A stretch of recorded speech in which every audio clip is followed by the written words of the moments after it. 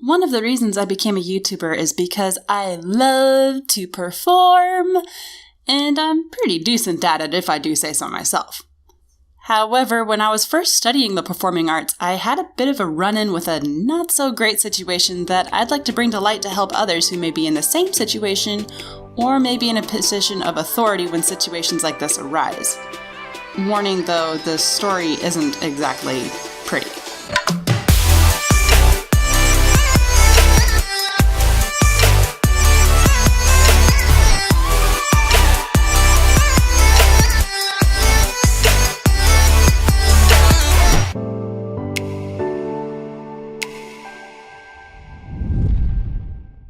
Hello my fluffs, Lonnie your Fluff Dragon Overlord here with your weekly character creations and speed art. If you like what you see, help me to continue making this content for free by hitting that subscribe button and ringing that notification bell. Once upon a time, Little Fluff loved the idea of being on stage. She dreamt of cheering crowds and roses thrown at her feet and playing an audience to chase away the dreary cares of their lives. So when her local homeschool group advertised that they were going to put on a play, she jumped at the opportunity. Okay, no matter what happened in this group, I must state that I am grateful for the experience. It ignited a creative passion that still drives me to this day. I poured my absolute heart and soul into this class and group. I created rich, vibrant backstories for my characters I played in our improv activities and let loose all of my emotions onto the stage. When the day of tryouts finally came, I let out all the stops, switching between characters with all the fluidity a little 13-year-old could muster. Now, since this was a class, the tryouts were more to see what part you got rather than if you'd get a part at all. But I was still aiming for a main role because of my competitive tendencies, and I wanted desperately to be good at this. The instructor in this class was a professional actress. She'd done very large productions and certainly knew her stuff, so I was also very eager to impress her. She had a daughter in the class as well, and her best friends from when she was much younger. The four of us had played together quite often, having sleepovers, goofing off, telling secrets. I considered our group to be absolutely inseparable. Apparently, however, there was an exception.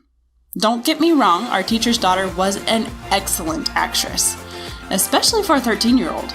She had her inflections down pat, her movements were relatively natural, and had this been a musical, she would have floored the audience with her gorgeous voice. She deserved a big role.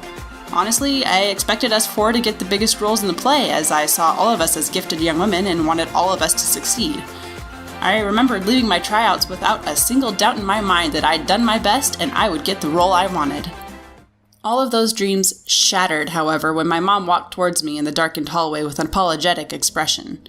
You see, the role I'd asked for, while still substantial, wasn't either of the two leading ladies. I thought my friends were shoo-ins for those parts. I still didn't get that role. I got the villain, who is also, I'll have you know, a dude. I can hear the comments now, but Fluff, that's a compliment. Villains are hard to play. You should have been flattered. 13-year-old me didn't know that, however. 13-year-old me was crushed. I felt slapped in the face. All of my hard work seemed for nothing. I cried for 2 days until my mom finally sat me down and gave me a pep talk. She told me I could walk away from this if I wanted, or I could become the best gosh dang villain a community play done by teenagers had ever produced, and aim for a role I actually wanted next year. I chose the latter. I practiced for hours on end to put on my greatest performance ever, which isn't saying much as it was my first performance ever.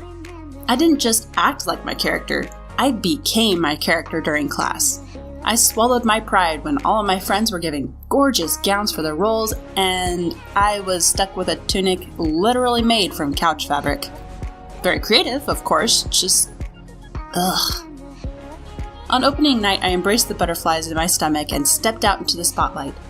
I was so focused on the story, my character, and our performance that I completely tuned out the reactions of the audience.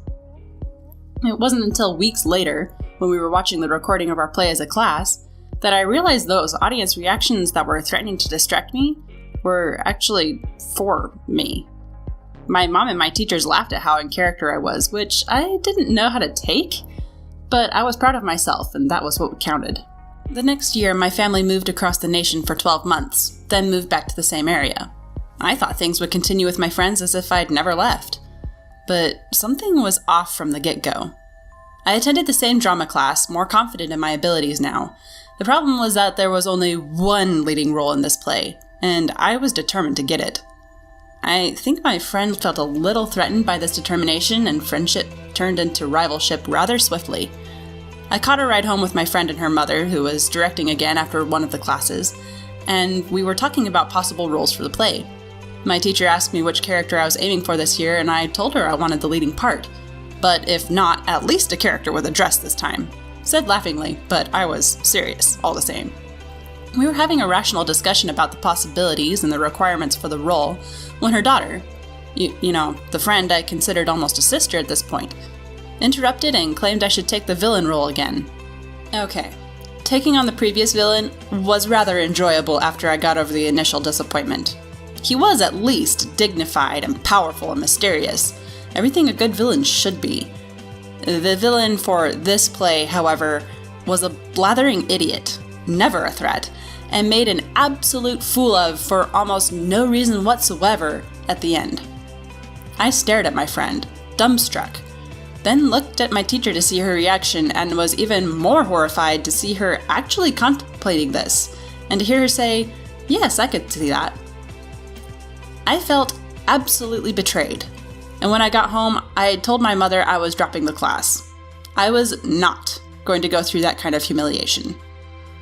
The thing was, had I been given the role without hearing how adamantly my friend was recommending me for the part, I would have accepted it and done my absolute best once again.